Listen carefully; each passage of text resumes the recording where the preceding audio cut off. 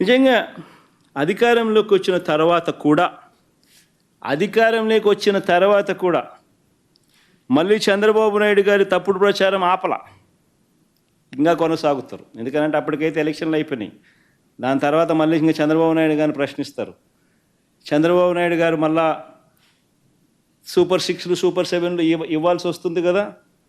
ఇంకా super 6లు super 7లు ఇవ్వకుండా మళ్ళా ఎగరగొట్టాలి అని అంటే రాష్ట్రం క్లిష్ట పరిస్థితుల్లో ఉంది అని చెప్పి మనం చెప్పాలి కదా. కాబట్టి దాన్ని కొనసాగిస్తాడు చంద్రబాబు నాయుడు. మళ్ళీ ఏంది 10/7/2024 అంటే చంద్రబాబు నాయుడు ముఖ్యమంత్రి అయినాడు. ప్రమాణ స్వీకారం అయిపోయింది, నెల రోజులు దాటిపోయింది. జూన్లోనే ప్రమాణ స్వీకారం చేశాడు.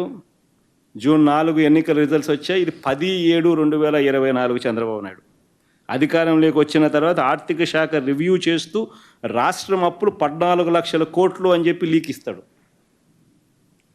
అది ఈనాడు వాడు రాస్తాడు, దాన్ని ఈటీవీ వాడు చూపిస్తాడు. దాని తర్వాత 22/7/2024 అంటే ఇది బడ్జెట్ పెట్టాడు. బడ్జెట్ పెడితే ఇవన్నీ వాస్తవాలు బయటకు వస్తాయి కదా, అప్పులు ఎంత ఉన్నాయో తెలిసిపోతాయి కదా ప్రజలందరికీ కూడా, చెప్పక తప్పని పరిస్థితి కదా. కాబట్టి బడ్జెట్ పెట్టాడు. ఎందుకంటే చంద్రబాబు నాయుడుకి ఇంకా కారణాలు కావాలి. సూపర్ 6 ఎగరగొట్టాలి, సూపర్ 7 ఎగరగొట్టాలి.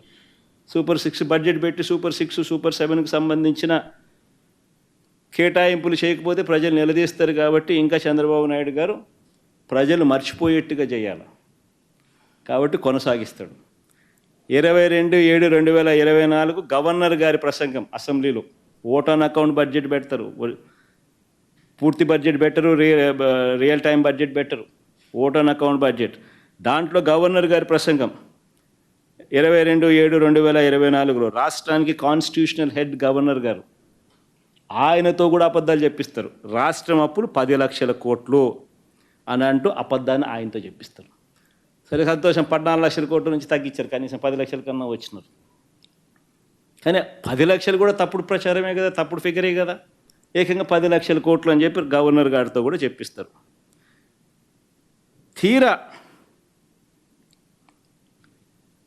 మళ్ళా ఈ మాట చెబుతూ ఇక్కడ వెరీ ఇంట్రెస్టింగ్, ఈ మాట చెబుతూ చంద్రబాబు నాయుడు గారు అదే ఓట్ ఆన్ అకౌంట్ బడ్జెట్ ప్రవేశపెడుతూ చంద్రబాబు నాయుడు గారు మాట్లాడిన మాటలు ఒకసారి విందామా? అది కూడా ఎంత గొప్పగా చంద్రబాబు నాయుడు గారు మాట్లాడతారంటే ఒకసారి ప్లే చేయండి అబ్బా.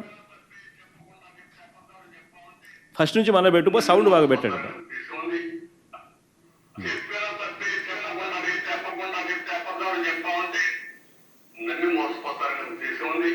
అది నమ్మకుండా ఉండాలంటే మనం కూడా బాధ్యతగా ప్రజా చైతన్యం తీసుకొస్తే ఇలాంటి సమస్యలకు ఒకే దేవుడు, అది ప్రజా చైతన్యం అని చెప్పడానికి మీ అందరికీ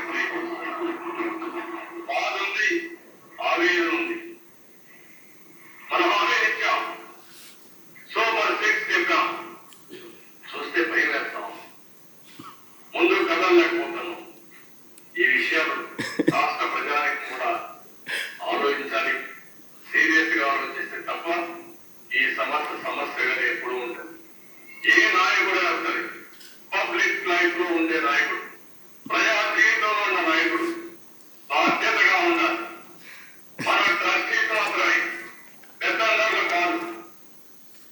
చెప్పిన తప్పే చెప్పకుండా వ్యక్తి అబద్ధాలు చెప్పామంటే చంద్రబాబు నాయుడు గారు గవర్నర్ చేత అబద్ధాలు ఆడిచ్చి అదే దాంట్లో ఆయన ఏమంటాడు, ఆవేదనగా ఉందంట. ఎందుకనంటే ఆయన చేయలేకపోయే పరిస్థితులు ఉన్నాయంట రాష్ట్రంలో. ఇంకా ఏమన్నాడు, వాళ్ళ రోజంత ఒక్కరో ముందుకు వచ్చి పెట్టు సరే, అది భలే ఇంట్రెస్టింగ్గా అంటాడు. ఇలాంటి సమస్యలకు ఒకే దేవుడు, అది ప్రజా చైతన్యం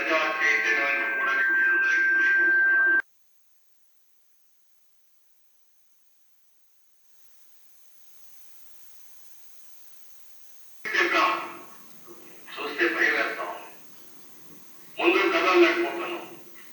ఈ విషయాలు రాష్ట్ర ప్రజానికి కూడా ఆలోచించాలి. బాధ ఉందంట, చూస్తే భయం వేస్తుందంట. అసలు ఎక్కడ ఈ అబద్ధాలు అంటే ఒక పద్ధతి ప్రకారము సూపర్ 6లు సూపర్ 7లు అన్నది ఇక తెరమరుగు చేయించే కార్యక్రమం. ప్రజలతో పని అయిపోయింది, ప్రజలతో ఓట్లు వేయించుకున్నారు, ఇంకా ప్రజల్ని మోసం చేయాలి.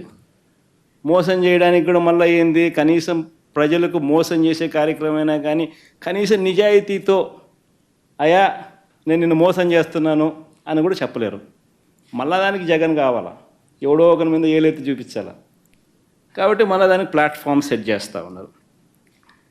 బడ్జెట్ పెడితే ఎక్కడ నిజంగా అప్పులు ఎంత ఉన్నాయి, రాష్ట్రానికి ఎంత అప్పులు ఉన్నాయో చూపించాలి, తెలిసిపోతుంది. ప్రతి సంవత్సరం బడ్జెట్ డాక్యుమెంట్స్లో ఖచ్చితంగా రాష్ట్రానికి ఉన్న అప్పులన్నీ కూడా మ్యాండేటరీగా చూపించారు. కాబట్టి ఓట్ ఆన్ అకౌంట్ బడ్జెట్ ప్రవేశపెడతారు, ఒరిజినల్ బడ్జెట్ పెట్టరు, రియల్ టైం బడ్జెట్ ప్రవేశపెట్టకూడదు, పెట్టరు. సూపర్ 6లు సూపర్ 7లు ఎగరగొట్టాలి అని అంటే ఏం చేయాలి? ఇది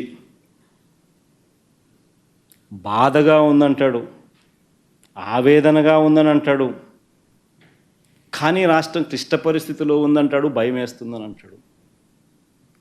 నిజంగా ఈయన యాక్షన్ చూస్తూ ఉంటే దాన వీర శూర కర్ణలో ఎన్టీ రామారావు గారి యాక్షన్ మీరు చూసారో లేదో కానీ ఆ యాక్షన్ని మించిపోయాడు.